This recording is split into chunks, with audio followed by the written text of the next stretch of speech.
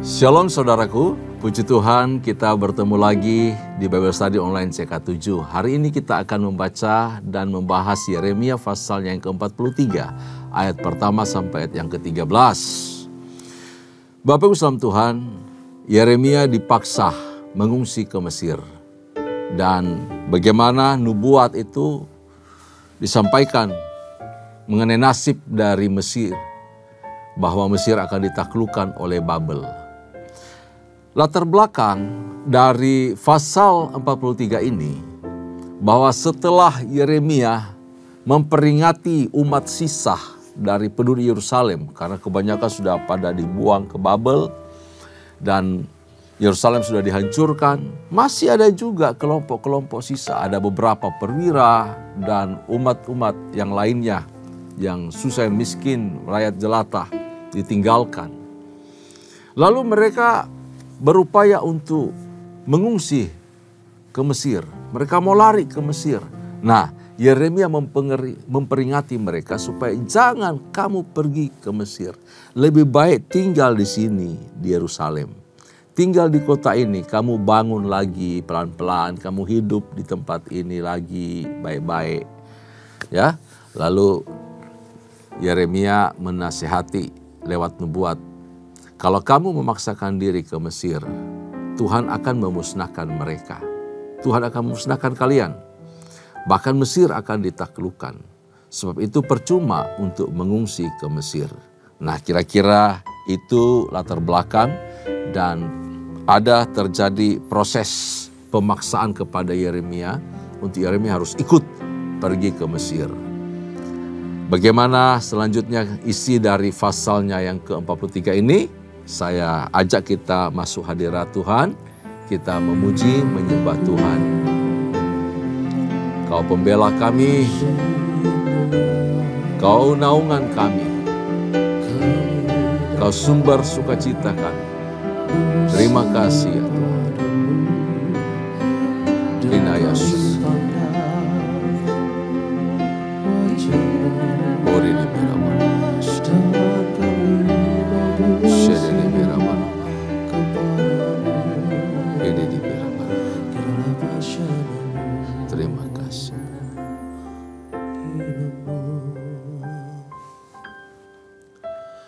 Bukan dengan kekuatanku ku dapat jalani hidupku tanpa Tuhan yang di sampingku. Ku tak mampu sendiri. Engkaulah kuatku yang menopangku,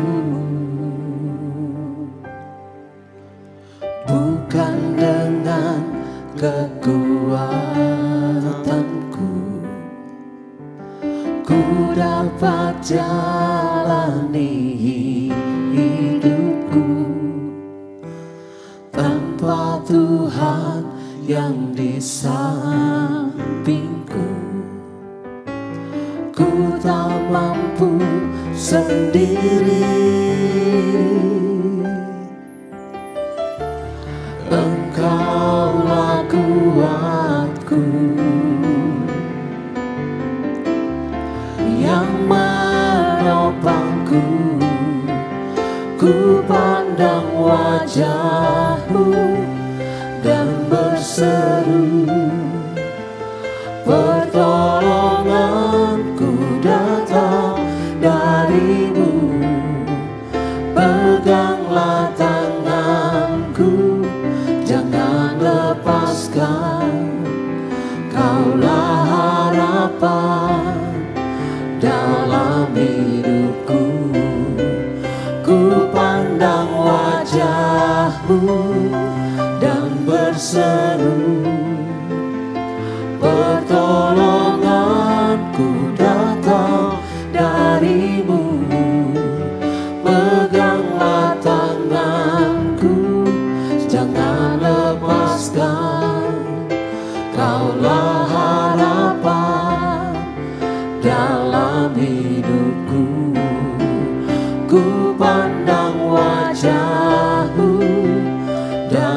berseru, pertolonganku datang darimu. Peganglah tanganku, jangan lepaskan. Kaulah harapan dalam hidupku. Kaulah harapan dalam hidupku. Kaulah harapan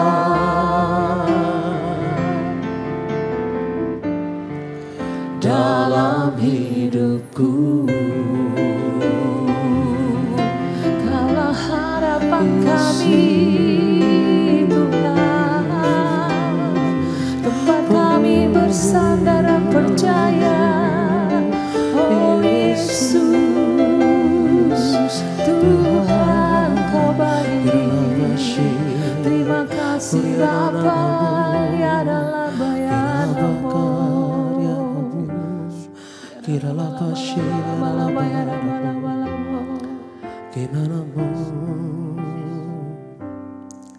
Saat ku berjalan, kasih-Mu menerangi langkahku. Tak ku bimbang, karena ku tahu Kau bersamaku.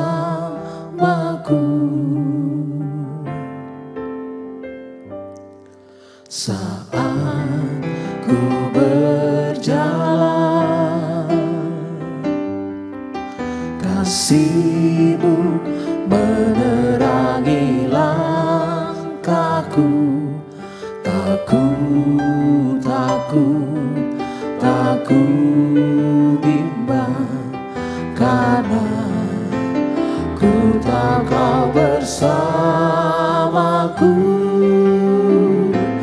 Kau lebih tahu yang terbaik bagiku. Kau lebih sanggup pulihkan hidupku. Ku berserah, ku percaya, hanya Yesus penolong yang setia.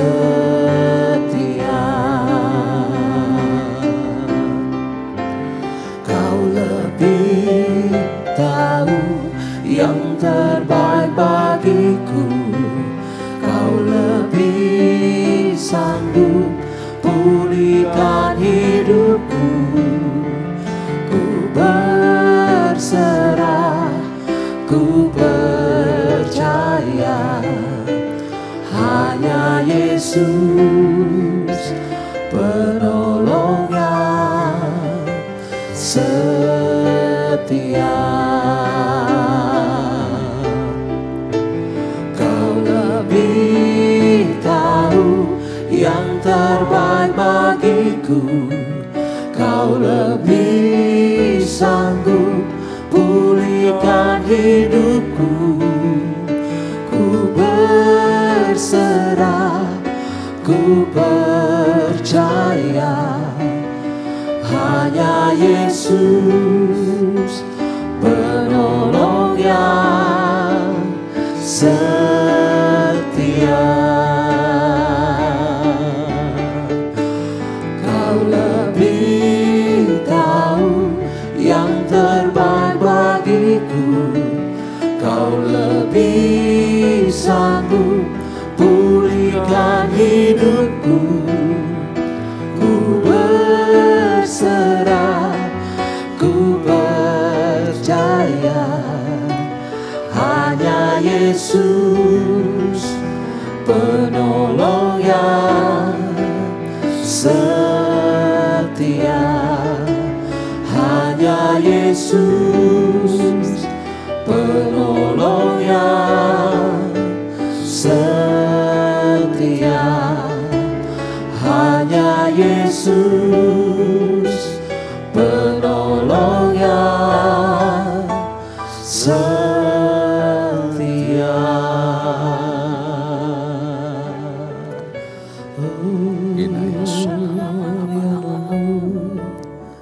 Kami mengucap syukur kami punya Tuhan yang hebat. Kami punya penolong yang setia. Engkau yang terus menyertai kami. Engkau juga yang terus memulihkan kami. Terima kasih ya Tuhan. Engkau menyertai langkah-langkah hidup kami dari hari ke hari. Bahkan Engkau menetapkan langkah-langkah orang benar. Terpuji namamu ya Tuhan. Hari ini kami akan belajar dari kebenaran firman-Mu. Berkati, urapi kami semua, supaya firman yang kami dengar, firman yang kami baca, itu menjadi kekuatan bagi kami dan berjalan bersama dengan Tuhan. Urapi kami semua, di dalam nama Yesus Kristus kami mengucap syukur, kami berdoa. Haleluya, haleluya, amin. Puji Tuhan. Bapak Ibu, mari kita langsung buka Alkitab kita di halaman 866, Yeremia pasalnya yang ke-42. Kita akan baca dari ayat yang pertama sampai ayatnya yang ke-13 lebih dahulu. Iya. Karena memang 13 ayat ya. Yeremia dipaksa mengungsi ke Mesir. Ketika Yeremia selesai mengatakan kepada seluruh rakyat segala firman Tuhan, yaitu yang ada di pasal 42, Allah mereka yang disuruh Tuhan, Allah mereka, disampaikannya kepada mereka, yaitu segala firman yang tersebut di atas. Maka berkatalah Asaria bin Hosaya dan Yohanan bin Kareah, serta semua orang congkak itu kepada Yeremia, engkau berkata bohong, Tuhan Allah kita tidak mengutus engkau untuk berkata, janganlah pergi ke Mesir untuk tinggal sebagai orang asing di sana. Tetapi Baruk bin Neria menghasut engkau terhadap kami dengan maksud untuk menyerahkan kami ke dalam tangan orang-orang Kasdim, supaya mereka membunuh kami dan mengangkut kami ke dalam pembuangan ke Babel. Demikianlah Yohanan bin Kareah dan semua perwira tentara serta seluruh rakyat tidak mau mendengarkan suara Tuhan untuk tinggal di tanah Yehuda. Lalu Yohanan bin Kareah dan semua perwira tentara itu mengumpulkan seluruh sisa Yehuda, yakni semua orang yang telah kembali dari antara segala bangsa, kemana mereka telah berserak-serak untuk menetap di tanah Yehuda. Laki-laki, perempuan, anak-anak, putri-putri raja, dan setiap orang yang telah dibiarkan Nebuzaradan, kepala pasukan pengawal, pada Gedalia bin Ahikam bin Safan, juga Nabi Yeremia dan Baruk bin Neria. Lalu mereka pergi ke tanah Mesir, sebab mereka tidak mau mendengarkan suara Tuhan. Maka sampailah mereka ke Tahpanes. Yeremia bernubuat bahwa Mesir akan ditaklukkan oleh Nebukadnezar. Kemudian datanglah firman Tuhan kepada Yeremia di Tahpanes. Bunyinya, ambillah di tanganmu batu-batu besar dan sembunyikanlah itu di tanah liat dekat pintu masuk istana Fir'aun di Tahpanes, di hadapan mata orang-orang Yehuda itu. Lalu katakanlah kepada mereka, beginilah firman Tuhan semesta alam Allah Israel, sesungguhnya aku mengutus orang untuk menjemput Nebukadnezar, Raja Babel, hambaku itu, supaya ia mendirikan tahtanya di atas batu-batu yang telah kusuruh sembunyikan ini, dan membentangkan permadani kebesarannya di atasnya. Dan apabila ia datang, ia akan memukul tanah Mesir, yang ke maut, ke mautlah, yang ke tawanan, ke tawananlah, yang ke pedang, ke pedanglah. Ia akan menyalakan api di kuil-kuil para Allah Mesir dan akan membakar atau mengangkutnya sebagai tawanan. Dan ia akan membersihkan tanah Mesir dari kutu-kutu seperti seorang gembala membersihkan pakaiannya dari kutu-kutu. Kemudian ia akan pergi dari sana tanpa gangguan. Ia akan memecahkan tugu-tugu berhala Bet-Shemesh yang ada di Mesir dan akan menghanguskan kuil para Allah Mesir itu dengan api. Bapak Ibu kekasih dalam Tuhan, setelah Yeremia selesai mengatakan semua pesan Tuhan kepada kelompok sisa Yehuda, rupa-rupanya para perwira yang memimpin umat sisa ini ya, tidak senang dengan pesan Tuhan yang disampaikan melalui Nabi Yeremia. Mereka awalnya kan minta nih, tolong cari tahu, tanyakan Tuhan. Apa yang mau Tuhan inginkan untuk kami harus lakukan. Jadi mulailah Yeremia bertanya sama Tuhan. 10 hari kemudian Tuhan bicara kepada Yeremia bahwa kamu harus tinggal di Yerusalem. Tidak usah pergi ke Mesir. Tinggallah di Yerusalem supaya betul ada orang yang mengelola dan masih ada tuannya negeri ini. Tapi ketika Yeremia menyampaikan semua firman yang datang daripada Tuhan itu, mereka malah tidak percaya. Tapi cukup aneh Bapak Salam Tuhan. Ini kan kelompok orang-orang dari semula tidak pernah mendengarkan Yeremia. Jadi Yeremia ini nabi yang melayani dari masa mudanya sampai dia mati tidak ada seorang pun yang percaya kepada beritanya. Itu aneh luar biasa. Sayang ya, ini nasib ya seorang nabi Tuhan, nabi benar di tengah kehidupan penuh kefasikan. Tidak ada yang bertobat, tidak seorang pun yang bertobat, tidak ada seorang pun yang percaya. Bahkan sudah menjelang akhir hidupnya. Kelompok yang sudah tertati-tati, kelompok yang sudah ya hidup segan mati tak mau ya. Kelompok sisa ini, kelompok yang harusnya sadar bahwa semua yang disampaikan Nabi Yeremia sebelumnya itu benar terjadi. Harusnya mereka percaya, malah mereka sama sekali nggak percaya. Kelompok orang-orang yang dari semula tidak percaya Yeremia, tumben-tumbenan kok mau nanya apa pesan Tuhan kepada Yeremia. Sudah terima pesan dari Tuhan, malah mereka tidak percaya. Mengerikan sekali. Nah ini, kalau memang sudah dari semula terbiasa melakukan kejahatan, ya memang sulit sekali. Karakter, menolak Allah, semua memang sulit sekali. Kalau bukan karena kasih karunia Tuhan, sulit berubah. Sulit berubah. Ini spirit menentang Allah seperti ini, Bapak Tuhan, ujung-ujungnya juga kebinasaan, mati juga. Bahkan anehnya, mereka sudah berprasangka buruk terhadap Yeremia. Mereka berapriori kepada Yeremia, pesan yang Tuhan sampaikan kepada Yeremia. Mereka katakan Tuhan tidak berbicara demikian sama kamu. Mereka pakai logika, akal, pikiran mereka daripada mendengar suara Tuhan. Mesir kan sulit dijangkau dan sampai sekarang belum dikalahkan oleh Nebukadnezar, oleh Babel. Lebih gampang kita pergi ke Mesir. Mesir lagi kuat-kuatnya, lagi hebat-hebatnya. Berlindung di Mesir lebih aman daripada berada di sini. Gitu. Nebukadnezar pasti tidak akan menyerang Mesir. Nah, jadi akal mereka, kalkulasi pikiran mereka jauh lebih lebih bisa diterima daripada mendengar suara Tuhan. Mau tinggal di sini, aduh minta ampun itu kondisinya luar biasa. Nanti juga utusan dari Babel datang menghancurkan apa yang kita sudah kerjakan. Mereka merasa terancam. Belum lagi negara-negara tetangga seperti Edom. Wah, Edom itu datang merampasi mereka lagi. Edom datang untuk menertawakan kehancuran Yehuda. Jadi tetangga-tetangga dari kerajaan Yehuda ini bukan merasa bersedih, merasa prihatin, lalu menolong kelompok sisa, tetapi mereka malah menambah susah hidup mereka.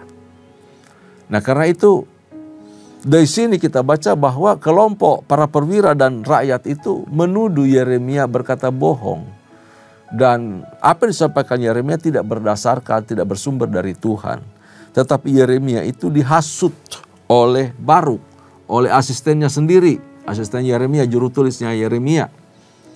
Kemudian para perwira itu memaksa seluruh umat, yaitu umat-umat sisa ini dan bangsawan-bangsawan yang sisa yang tidak ditawan ke Babel, putri-putri raja juga yang ada di bawah pengawasan Gedalia, gubernur nanti jadi gubernur Yudea atau Yehuda. Bahkan mereka memaksa Yeremia dan Baruk untuk sama-sama melarikan diri ke Mesir. Mereka mengungsi ke Mesir. Nah, saudaraku, apa yang dilakukan oleh para perwira ini, ya sebenarnya seperti kisah, kalau kita perhatikan di Perjanjian Baru, seperti kisah seorang pemuda yang kaya. Kemudian dia datang mencari Tuhan. Ini seorang yang baik, seorang yang melakukan hukum-hukum Taurat dengan luar biasa. Dia kaya, dia terikat dengan kekayaannya. Tapi dia masih ada sesuatu yang rasanya hampa, kosong di dalam dirinya. Apa itu? Jaminan keselamatan. Kemudian si orang muda kaya ini datang kepada Yesus. Di dalam Matius pasal 19, kita bisa baca di sana ayat 16 sampai ayat yang ke-22. Si kaya itu bertanya kepada Tuhan Yesus, bagaimana supaya saya memperoleh hidup yang kekal? Apa kata Yesus? Oh gampang, jual semua hartamu, ikut aku. Jawaban Yesus itu satu sisi menguji hati orang kaya itu, tetapi kedua sebenarnya bertanya kepada si pemuda itu, siapa yang lebih kaya? Aku atau engkau, kekayaanmu? Yang mana lebih penting? Kekayaanmu atau keselamatan? Nah, kalau kau mencari keselamatan, jual itu dan ikut aku. Artinya apa? Keselamatan lebih utama daripada kekayaanmu. Kekayaan hanya bersifat sementara. Tetapi keselamatan berbicara kehidupan yang kekal. Nah, jawaban Yesus itu membuat si anak muda ini tidak nyaman. Sepertinya yang kubaca di Taurat tidak seperti itu. Kira-kira begitu. Yang aku tahu dari Taurat tidak seperti itu. Namun hatinya tetap gelisah. Apa penyebab kegelisahan itu? Bukan hanya soal perihal pencarian akan keselamatan yang kekal, kebahagiaan, ketentraman batin. Tetapi rupanya yang membuat hatinya gelisah adalah kekayaannya. Hatinya yang terikat dengan kekayaan. Wah, ini dia. Hati yang terikat terhadap kekayaan. Itu bahaya sekali. Itu namanya spirit mamonisme. Pemuda kaya itu tidak nyaman dengan jawaban Yesus. Lalu dia tidak percaya. Dia merasa sedih karena hartanya banyak. Kemudian dia pergi meninggalkan Yesus. Sangat-sangat menyedihkan. Ya, ia bertanya kepada Yesus, dia datang kepada alamat yang tepat, kepada satu-satunya sumber keselamatan, tetapi dia kemudian tidak percaya kepada jawaban yang Yesus berikan. Tidak percaya bahwa Yesus itu sanggup memelihara dia. Yesus itu lebih kaya dari dia. Yesus itu lebih hebat dari dia. Yesus itu bisa mengembalikan, mengganti apa yang telah dia lepaskan. Dia kehilangan banyak, tapi dia akan menerima lebih banyak lagi. Dia tidak percaya bahwa Yesus akan memberikan hidup yang kekal kepadanya. Lebih besar, lebih hebat nilainya, lebih tinggi nilainya daripada harta dunia.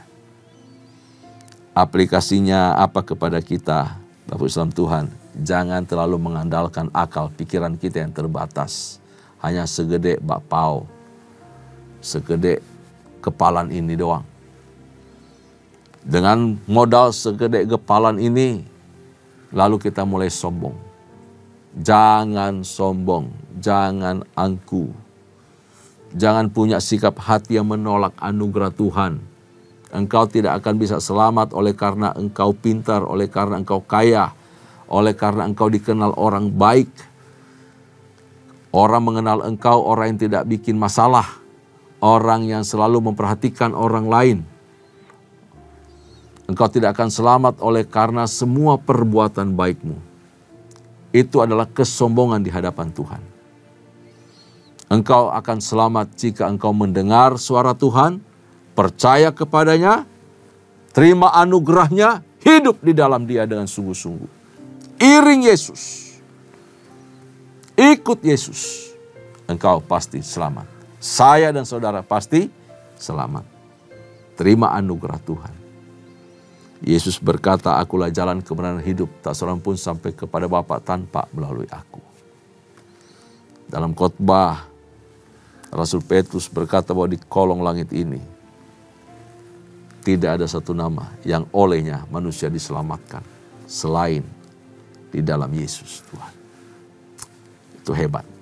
Yesus juru selamat kita. Anugerahnya yang menyelamatkan kita oleh iman kepada Kristus. Amin. Lalu Allah melalui Yeremia menegaskan bahwa tindakan dari kelompok orang tersebut adalah tindakan bodoh yang kemudian itu akan membinasakan, ya, yang akan membinasakan kehidupan mereka, tidak akan menyelamatkan mereka. Kalau mereka pergi ke Mesir, itu adalah tindakan yang bodoh. Tuhan selalu merancang supaya umat itu dari sejak perjanjian dengan Musa, bahwa mereka umat Tuhan tidak akan nengok Mesir lagi, tidak akan kembali ke Mesir lagi. Mesir bukan sandaranmu. Jangan bawa umat itu ke Mesir, ya, ke Mesir, umat sisa ini. Sekalipun demikian, Allah juga tetap mengasihi Mesir, sebab masih ada rencana Tuhan bahwa anaknya Mesias akan dilarikan ke Mesir. Tetapi kepada kelompok ini, Tuhan tidak memberitahu untuk mereka pergi ke Mesir. Nubuat Tuhan tidak untuk mereka, tetapi untuk Mesias, untuk pergi ke Mesir. Kalau mereka harus diam, dan lebih baik mereka ditawan ke Babel, mereka diselamatkan. Jadi Yeremia di sini menunjukkan apa yang Allah mau lakukan melalui Raja Babel kepada Mesir. Jangan kamu lari kepada Mesir, sebab Mesir akan dimusnahkan, akan dikalahkan. Mesir akan dihancurkan. Jadi lebih baik jangan pergi ke Mesir. Ketidakpercayaan mereka betul-betul menghasilkan hal yang sama seperti yang dinubuatkan oleh Tuhan melalui Yeremia. Bapak Ibu saudara Tuhan, ketidakpercayaan kita kepada rencana Allah yang baik, rencana Allah yang indah terhadap kehidupan kita. Kemudian ketika kita memilih jalan hidup kita sendiri dan menganggap bahwa jalan yang kita tempuh, jalan yang kita pilih itu jauh lebih baik daripada rencana Allah, itu adalah suatu kebodohan yang sangat besar di hadapan Tuhan. Satu kebodohan. Bodoh itu. Kita cuma tahu hari ini kok. Bahkan mengulang kemarin seperti yang kita lakukan kemarin kita tidak sanggup. Kita nggak bisa. Tidak sama persis. Kembali ke masa lalu aja kita nggak bisa. Apalagi kita memikirkan masa depan. Masa depan adalah milik Tuhan. Kita cuma disuruh menguasai hari ini, menaklukkan hari ini. Kalau hari ini kita bisa taklukkan, kita bisa kuasai. Hari esok, harinya Tuhan. Tuhan akan berikan kepada kita. Hari esok juga akan menjadi hari ini buat kita. Siapa yang bisa menaklukkan hari ini akan berada di hari esok dalam penyertaan Tuhan. Begitu. Nah Bapak Ibu Tuhan, kalau kita menganggap rencana kita di depan jauh lebih baik daripada rencana Tuhan, Tuhan beritahu itu kebodohan besar. Kita ini hanya manusia terbatas, manusia biasa yang tidak bisa lebih dari Allah, tidak melampaui kuasanya Tuhan. Sebaiknya kita belajar merendahkan hati, merendahkan diri, gitu. Tidak berlaku angkuh dan tidak merasa diri hebat, diri pintar, diri luar biasa. Kita tetaplah manusia yang terbatas, penuh banyak kekurangan. Waktu terbatas, tempat terbatas, kemampuan terbatas, fasilitas juga terbatas, semua hal terbatas di dalam kehidupan kita. Cuma Allah yang tak terbatas. Sebab itu, belajarlah buka hati, akui Tuhan dalam segala tingkah laku kita.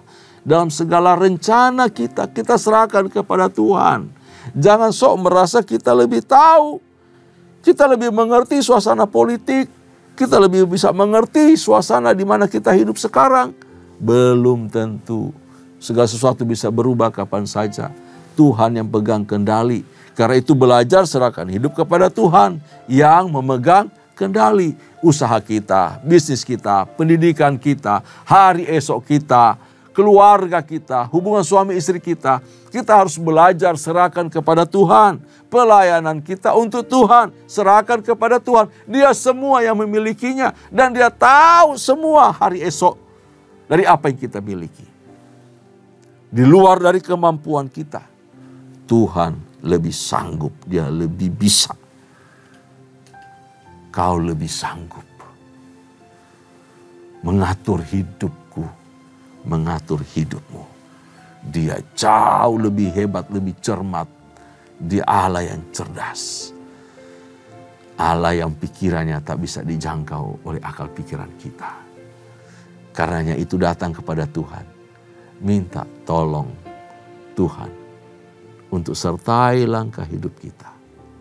Dalam doa-doa yang kita panjatkan kepada Tuhan. Tuhan, tolong aku yang terbatas ini. Tolong aku yang kurang percaya ini, agar percaya pada rencana-Mu. Tolong aku supaya aku punya kerendahan hati, punya ketaatan, tunduk kepada maksud Tuhan, kepada kehendak-Mu. Tolong aku orang berdosa ini, supaya hidup berkenan di hadapan-Mu. Hari lepas hari, kita taruh pikiran kita, perasaan kita, roh kita kepada kehendak Tuhan. Maka Dia akan merancang hari esok kita. Dia menyertai langkah hidup kita. Setiap kali Dia berfirman, setiap kali Dia menasihati kita lewat Alkitab, lewat khotbah, lewat perenungan, lewat pembacaan firman, lewat apapun juga. Kita akan dibuat peka, kita akan dituntun, dan kita akan diselamatkan. Amin. Itu firman Tuhan yang kita pelajari dari pasal 43. Tuhan Yesus memberkati kita semua. Amin. Tundukkan kepala kita berdoa. Terima kasih Tuhan buat hari ini. Terima kasih buat pembacaan firman Tuhan. Kami belajar untuk percaya Tuhan. Kami belajar untuk mendengarkan apa yang Tuhan sampaikan lewat firman, lewat hamba-hamba-Mu, lewat apa saja yang mengingatkan kami, menasihati kami untuk hidup benar, hidup berkenan di hadapan Tuhan. Yang mengoreksi kami, yang menuntun, yang memperbaiki kelakuan kami, dan meneguhkan iman kami. Kami mengucap syukur ya Tuhan. Terima kasih Bapa. Terpuji-pujilah nama-Mu, berkati umat-Mu, berkati pekerjaan, berkati keluarga, berkati pendidikan, berkati pelayanan. Apapun yang dikerjakan umat-Mu, Tuhan jadikan berhasil. Kami menyerahkan seluruh hidup kami, hari esok kami, seluruh apa yang kami lakukan untuk kemuliaan nama-Mu saja. Dalam nama Yesus, kami bersyukur, kami berdoa. Haleluya. Kekasih-kasih Tuhan, sebelum kita berpisah, mari arahkan hatimu di hadapan Allah. Terimalah berkat serta anugerah yang melimpah dari Allah Bapa, kasih sayang dalam Kristus Yesus Tuhan, serta persekutuan yang manis dengan Allah Roh Kudus menyertai kita mulai hari ini sampai parusia Tuhan datang pada kali yang kedua, bahkan sampai selama-lamanya. Setiap kita yang percaya, sama-sama katakan amin. Tuhan Yesus memberkati kita semua. Shalom, sampai bertemu lagi di episode berikutnya.